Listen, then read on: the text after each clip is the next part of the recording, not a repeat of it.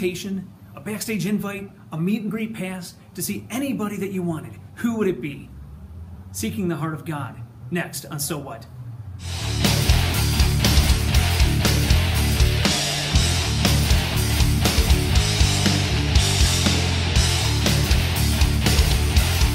I'm Don Waite. Hi, I'm Chris Dorman. And welcome back to So What?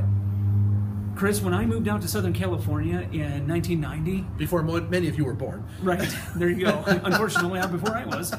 But I was starstruck. I knew that when I moved out there that I was going to be going to church with a bunch of dudes that I saw in concert. And I show up on the first Sunday, and there's Roger Dale Martin, and there's Glenn Caruso playing drums in the worship team, and Jim's leading the worship, Jim Laverty. You know, and I was like, oh, this is amazing. I have access. I get to hang out with these guys. Right. Chris, you were next door neighbors with Jim Laverty. That's right. We were next door neighbors. Right? Yeah. Right? We had access. We Chris. did. We did. We did. It was amazing. Yeah, it was. It was. And this idea of access is something that we all sort of are aware of, right? The more power you have, the more influence you have, the more money you have, the greater access you have, don't you? Right. When you read in the papers or in the magazines about some great concert, oh man, and then some obscure actor, actress, whatever, they have a backstage pass. They get special access, right? Right. You know what that's like. We sort of want that, don't we? Mm-hmm. I mean, really, secretly. I mean, there's all kinds of people I would love to meet. I wish I'd had the right to meet them. It would be a tremendous privilege. Yeah, no doubt, man. Yeah, yeah.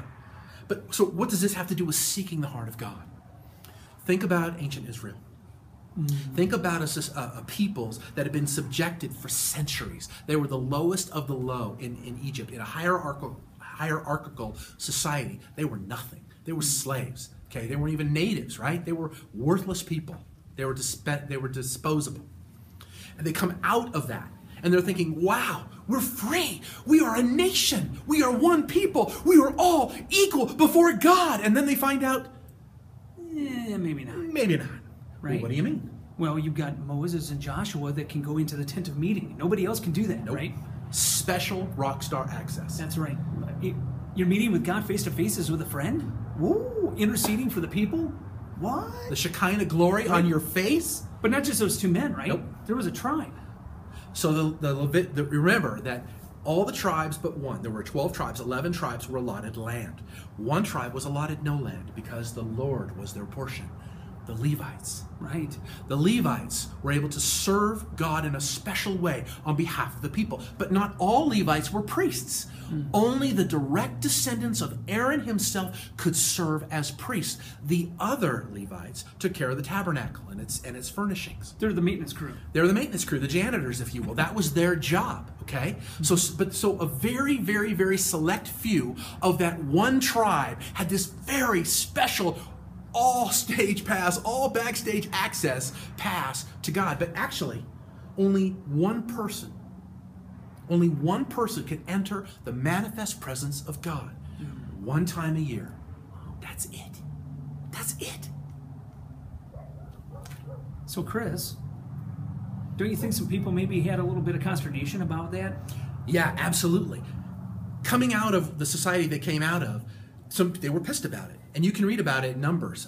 For example, in Korah, you remember Korah's rebellion? And the earth opened up and swallowed everybody whole. Scary stuff. But Korah, who was a Levite, was not satisfied with what God had given him. And he said, look, we're all special. We're all holy, Moses. We don't need to go through you. We're all equal before God. And what does God do? 250 of them who are holding the censers, they're burned. They're just burned alive. They're gone. And the others, the earth opens up and swallows all of their tents. Scary stuff. Scary stuff. They understood right away they were not all equal before God. They did not all have the same access before God. But now we have this new covenant. We do.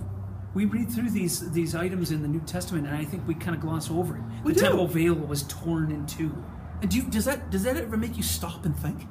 Right.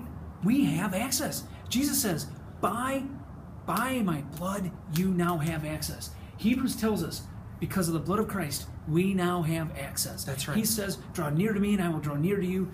You can boldly approach the throne of grace to receive help in your time of need. All these verses telling us we can come, we can come. We're invited to come. Imagine your favorite artist reaching out to you and saying, you are personally invited to hang with me. Right. You can hang with us after the show. Come on, you're welcome anytime. would you ignore that? Would you bail on that? Of course not. You'd be there every single time you got invited. A wild herd of elephants couldn't keep you away. Right. It's like having a backstage pass and you're like, whatever. Yeah, Throw whatever. it in the drawer. I Throw don't it really away. need that. Oh, I got a meet and greet with Striper. I got a meet and greet with Ozzy. I got a meet and greet with name the person, name the band, name the politician, whatever. And you got, no big deal. There's no way, man. There's no way you would treat it like that. And yet we have this backstage pass. It says, come to me. And we're like, We why? treat it as a common thing. We don't even, it's not even special to us. But it's not special to us for a reason, Chris. Yeah, that's right. We really are our own worst enemy. We are. Just like the Jews of old. That's true. There's this problem of self. Chris, I have a lot of anxieties in my life. I've been hurt. I don't want to be hurt anymore. So I protect myself. Hurt by the church. Right. Hurt by Christians. So I hold myself back. And I feel that if I can protect myself and kind of control my environment, that I can mitigate that. And then it holds me back. And then I don't go in. And then I don't take advantage of that pass. You don't trust. Right? You don't trust. My problem was, what I've realized over the last several weeks as I've been dealing with this issue that I've shared with you all, is I've realized that without realizing it, I have become self-sufficient. Right. I have forgotten that ultimately, who is my provider? God is. Jehovah Jireh. He is my provider. And yet, unfortunately, I've become, in my own mind, in my own thinking, self-sufficient. Right. And so when God starts to show me how dependent I am on Him, I'm scared. I feel vulnerable. Instead of coming closer to Him and trusting Him more, I find myself being fearful. And this fear keeps me from surrendering to Him and entering into His presence. Yeah. So the problem really isn't actually what I do or I don't do. No. There's something more sinister than that. Yeah. In my heart. It's in me. It's not what we do. It's who we are. It's who we are. It's who we are. It's bigger than an individual sin here and there. It's much deeper than that. And that, whatever your self-sin is, that is keeping you from rushing in to the Holy of Holies, that is keeping you out in the crowd when you're invited backstage, that is keeping you from your God. It's keeping you from intimacy with your God, with deeper trust and faith and confidence and love for your God. What is your self-sin? What is it that's keeping you from the Holy of Holies? There's so much more for us, Chris. The Lord is beckoning us to come, just like He said, suffer the little children to come unto me. He's saying, suffer you to come unto me. He says, come. Put to death the self. Put to death self and come and drink from the well. Drink from the well deeply. You have an open invitation, beloved. What's keeping you from accepting?